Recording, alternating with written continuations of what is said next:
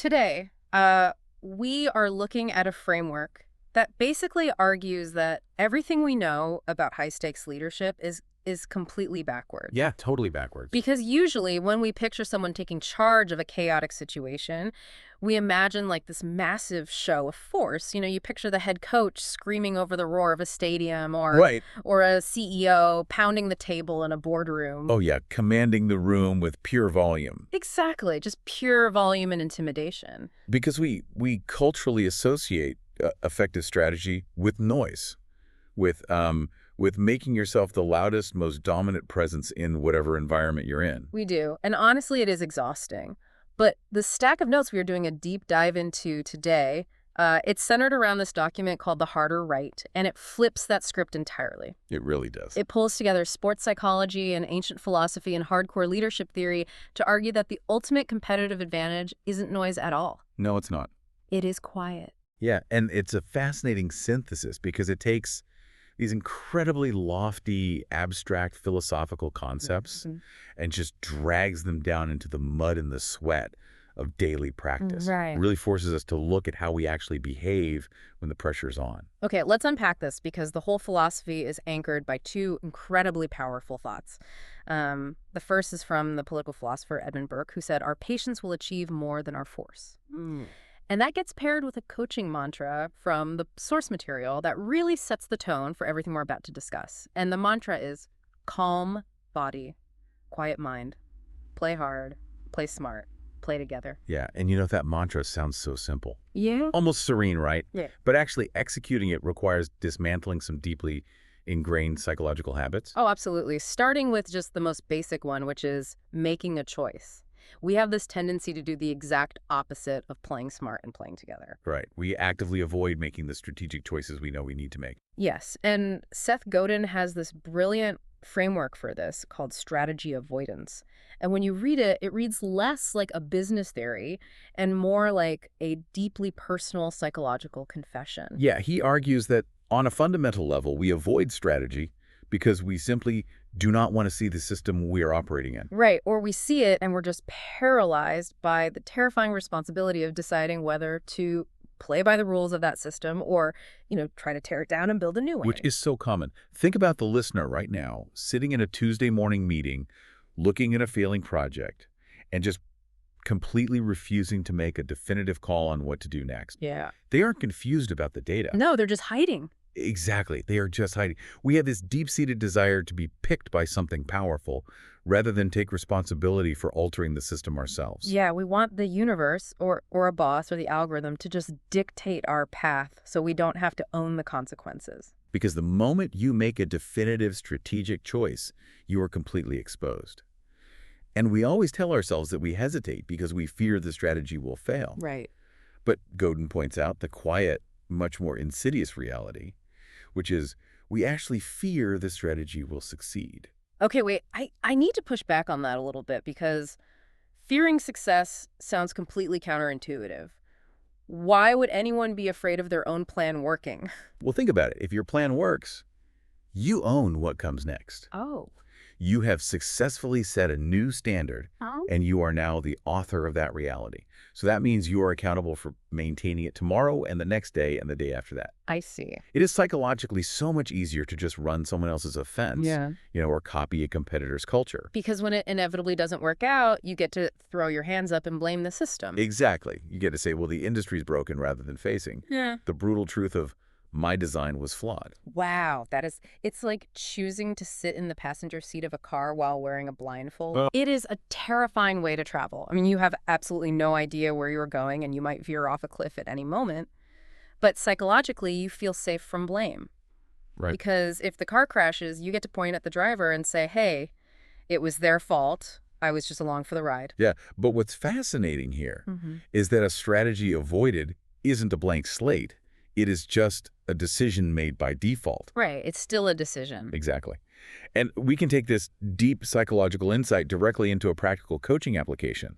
So when a team is reviewing game film and you see players hesitating on the field, the instinctive coaching response is just to yell at them to execute faster. Right. Just play faster. Go, go, go. Yeah, but the more effective approach is to pause the tape, point at the screen, and name the fear out loud. Wow.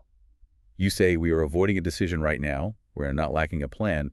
We are hiding from the responsibility of executing it. Oh, man. You systematically remove the comfort of that default passenger seat. But, okay, so if we cure that disease, we introduce a completely new one. How so? Well, let's say you do take the wheel. You take total uncompromising responsibility for your strategy and your execution.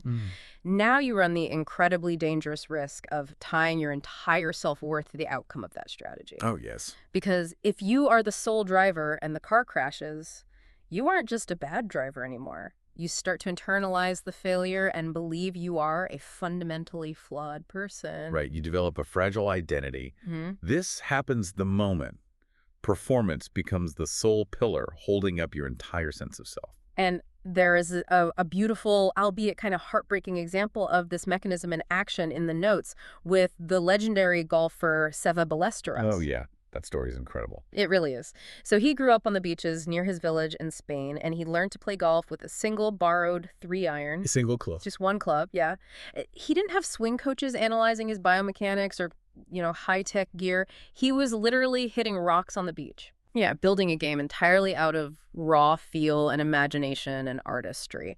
And he described his peak playing state as having this feeling of immense control. He felt like he was orchestrating not just himself and the golf ball, but the galleries and the environment and his opponents. And he used that fearless, deeply creative mindset to win, 90 tournaments? Yeah, 90 tournaments and 5 major championships. That is just a breathtaking level of mastery. It is. But his story serves as a profound warning about the architecture of our identity. Because when his physical abilities inevitably began to wane as he got older, his entire life began to unravel. Yeah. His marriage deteriorated, his joy vanished. If you build your entire identity on your performance, you are essentially building a gorgeous mansion on the part of the field that floods every spring. Oh, that's a great way to put it. Yeah, when the water rises, when the swing speed slows down or the quarterly earnings drop, the whole house gets swept away. We have to look at the psychological mechanics of why that happens. If you are only a golfer or, only a CEO, a bad day at the office isn't just a frustrating professional setback. Yeah. It is an existential threat. Right. It destroys the human being underneath the title, which makes that person incredibly defensive and moody and honestly, ultimately intolerable to be around. I hear that, but I have to wonder if that is just the price of admission. What do you mean? Like, when we look at the all-time greats in any field sports or art or business, doesn't greatness essentially require that level of total consuming, borderline unhealthy obsession? I mean, if you aren't staking your entire soul on the craft, can you really expect to win 5 majors? Well, that is the classic dilemma of a high performer. Yeah. We operate under this assumption that caring the most requires risking the deepest parts of your soul on the outcome. But the framework offers a vital antidote to this, and it draws on the concept from Psalm 139 of being mysteriously complex. Okay, mysteriously complex. Right? The idea is that human beings are not monolithic. C's creativity and drive were incredible gifts, but they were never meant to be the singular foundation of his entire existence. So resilience comes from complexity, not singularity. Exactly. It goes back to architecture. If your golf swing or your job title is the main load-bearing pillar of your soul, you're going to be terrified of any structural damage. Yeah, think about the strategy avoiders from earlier. The people who refuse to commit are secretly trying to protect this exact fragility. Oh, wow. Their internal logic dictates that if they never fully commit to a strategy that is uniquely theirs, they can never truly be broken by its failure. That makes so much sense. But refusing to test your identity doesn't make it resilient, it just means it is untested. Right. True freedom comes when the playing is not load-bearing to your soul. Right. If your worth is secured elsewhere, you can swing the club with absolute reckless freedom. But detaching your ego from the outcome doesn't mean you just stop caring or take the easy way out. The paradox here is that freeing your identity actually requires you to lean much heavier into the physical and mental discomfort of the work itself. Yeah, it does. Which brings us to this idea of the discipline of discomfort. Right, which we find deeply embedded in Stoic philosophy. Seneca addresses this head-on, and he argues that good people will actively seek out what is honorable, even if it demands grueling work or causes them physical and mental injury. Wow. Yeah, he flips the perspective on hardship completely. Yeah. A difficult duty isn't assigned to you as a punishment. It is assigned to you precisely because You are the one who possesses the capacity to carry it. That reframing changes how you view every obstacle. I mean, it pairs beautifully with General Stanley McChrystal's definition of character. Oh yeah, his definition is great. He points out that you can be highly intelligent and insanely talented and wildly successful on paper, but character is defined exclusively by who you choose to be when no one is watching. Who are you when the moment tests you the absolute most, and there is no audience to applaud your struggle? That isolated choice becomes your character, and your character ultimately becomes your destiny. Stripping away the audience is the ultimate stress test for an identity that isn't built on external performance. Yeah. Because if you only do the hard thing for the applause, your identity is still fragile. It makes me think of physical training. Yeah. If you want to get stronger, you don't just lift the weights that feel comfortable. You deliberately wake up at 5 a.m. and choose to go run in the freezing rain. Yeah. You're building the character muscle. Yes. And the coaching application here actually mandates this practice.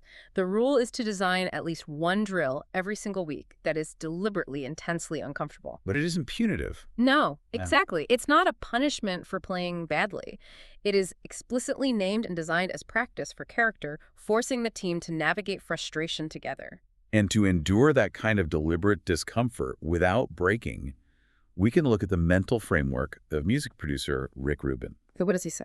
Well, he talks about overcoming intense creative resistance by adopting the mindset of, I'm just a passenger on the boat. Wait, how does that actually work mechanically? Claiming to be a passenger sounds a bit like the strategy avoidance we were criticizing earlier, doesn't it? It sounds like it, but it is different because it isn't about avoiding the work. It is about detaching the ego from the output. Okay. If you are the passenger on the boat, you are simply observing the ideas flowing through you. You don't judge your fundamental worth based on a bad idea or a tough creative block. I see. So it lowers the existential stakes of creation. Exactly. You remain fully committed to the grueling, uncomfortable process of making art, but you detach from the anxiety of the result. As Epictetus framed it, we must stop seeking the good in external things and start seeking it internally. Right. The discomfort you feel in the process isn't a red flag that you are failing. The discomfort is the entire point. But, applying these ancient philosophies in the modern world requires us to confront some very messy realities. He always does, yeah. When we look back at history to find these role models of discipline and discomfort, we don't find perfect saints. We find incredibly flawed, sometimes deeply problematic human beings. History does not offer us clean heroes. No, it doesn't. Take the Stoics themselves. Rusticus was Marcus Aurelius' beloved teacher, Yeah. the man who introduced the emperor to the very philosophies we are praising today. Right. But Rusticus was also a Roman prefect who sentenced Justin Martyr to a brutal death. Yeah. And Seneca, the guy who just told us to do honorable work even if it causes injury, well, he was a political enabler for the tyrannical emperor Nero. And the Stoics, broadly speaking, operated in a society built on slavery. Right. So we can't just whitewash this. There has to be a framework for filtering the profound wisdom from the deeply flawed messengers without being delusional about who these people were. And this raises an important question, and Ty Seigel provides a brilliant analytical tool for navigating exactly this tension. So looking strictly at his conceptual framework, he did extensive work analyzing Confederate monuments. And from that, he drew a hard, definitive line between two distinct acts, history and commemoration. So history is just the raw data, right? The unflinching record of every single thing that happened. Exactly. Sorry to build on your point. History requires full context. It demands that we look at all the brutal, uncomfortable facts without flinching. Commemoration is an entirely different mechanism. Right.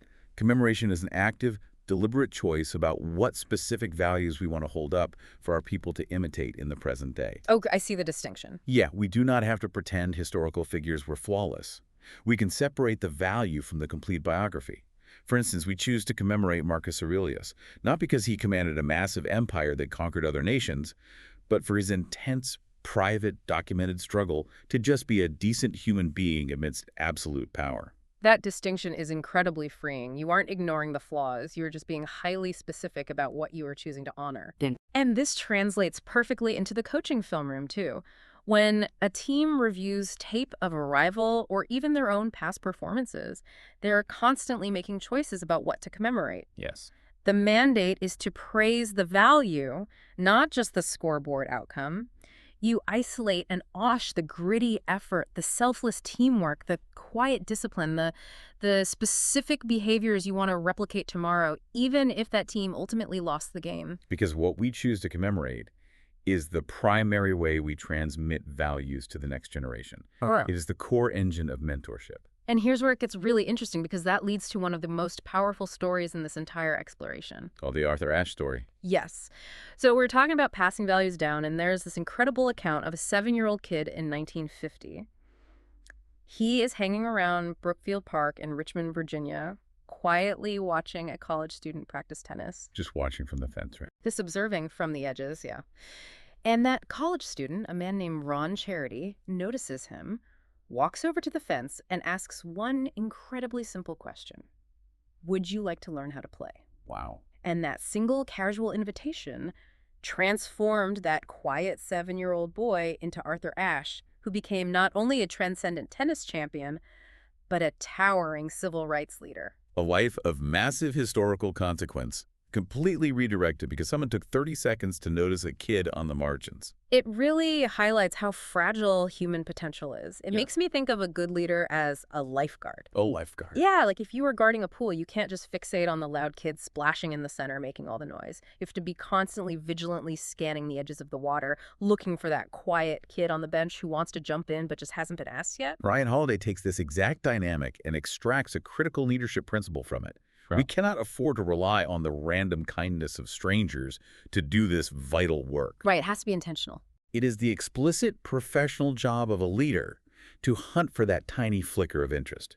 You have to spot the potential before the person even has the vocabulary or the confidence to ask for help. Think about how that plays out in a corporate environment. The real magic isn't in developing the extroverted senior VP who demands all your time. No, it's not. It's finding that junior employee in the back of the room who is too intimidated to share a brilliant idea and explicitly inserting them into the conversation. But to be that observant, to actually possess the bandwidth to see a tiny flicker of interest in someone else, a leader has to cultivate a profound internal quiet. Which brings us full circle to that opening mantra, calm body, quiet mind. Exactly. You absolutely cannot see the quiet kid on the bench if your own mind is screaming with anxiety about your own performance or the quarterly metrics or the scoreboard. This necessity of internal calm is where all these threads converge. John Wooden, the legendary basketball coach, constantly preached that true confidence is earned, not given. Earned, not given. Right. It is a quiet byproduct of relentless preparation, not loud ego. Yeah. We see a similar demand for internal regulation in the biblical instruction to rigorously examine the massive plank in your own eye before you try to referee the tiny speck in your brother's eye. Yeah. It is a demand for radical self-examination and emotional regulation before you attempt to correct the world around you. I hear that, and examine yourself, be calm sounds wonderful in a philosophical vacuum. Sure. But let's ground this in reality for a second. What happens when the world is actually on fire? Right? When your industry is being completely upended by AI, or your team is falling apart and every single day feels like an immediate fast-moving crisis? How do you practically maintain a quiet mind when sheer panic feels like the most logical, rational response to the environment? If we connect this to the bigger picture, we often fall into the trap of thinking our modern chaos is uniquely terrible. Oh, we definitely do. But historical perspective offers a cure for that anxiety. Yeah. Every generation has felt that the world was changing too fast and that the current crisis was unprecedented. That's true. Therefore, the steady, effective response has never been to try and ban the change, and it has certainly never been to panic. The response is to train in chaos, so you can be at peace in chaos. Train in chaos to be at peace in chaos. Right. That loops right back to building those deliberately uncomfortable drills in practice, right? Forcing yourself to operate under engineered stress so the real stress doesn't break you. You practice the storm so the actual game feels familiar. Wow. When the world is spinning out of control, you have to radically narrow your focus to what is exclusively yours to govern. So what you can control. Right. You cannot control the market dynamics, the pace of technological disruption, or what your opponent does. But you retain absolute control over your own decency, your patience, and your ability to maintain an even keel. Yeah. You have to let mastering those internal metrics be enough. So synthesizing this entire journey into the harder right, we've seen that Refusing to make a strategic choice isn't playing it safe. It's a default decision that leaves you as a blindfolded passenger just hoping someone else doesn't crash the car. And we've explored how building your entire identity on your external performance is like building a beautiful mansion on a floodplain. When the water rises, the human being just washes away. And we've learned that the harder right is hard, precisely because it strips away our excuses. Whether it is Seneca's call to difficult duty, McChrystal's demand for unseen character, or the sheer vigilance required to notice someone on the margins and ask them that one life-changing question. Calm body, quiet mind, play hard, play smart, play together. None of this was ever supposed to be easy. The discomfort was the point all along. Which leaves us with one final thought to consider pulling all these threads of identity and discipline together. Okay, what's that? Well, if our ultimate goal is to seek the good internally and to completely separate our core human identity from our external performance, perhaps the absolute hardest right of all is learning how to extend grace to ourselves when we inevitably fail. Think about it. If we're supposed to maintain a calm body and quiet mind while playing this chaotic game of life, what happens when the pressure breaks us and we lose our composure? Because we will. We definitely will. So maybe true character isn't just about how stoic we act when no one is watching. Maybe it is measured by how quickly we can forgive ourselves, reset our minds without judgment, and step back onto the field when the storm temporarily gets the better of us. What a powerful place to land. Forgiving ourselves quickly so we don't waste time getting back to the harder right. Thank you so much for joining us on this deep dive. Embrace the discomfort, find that quiet mind, and we will catch you next time. Thanks for listening. Go tackle the harder right today.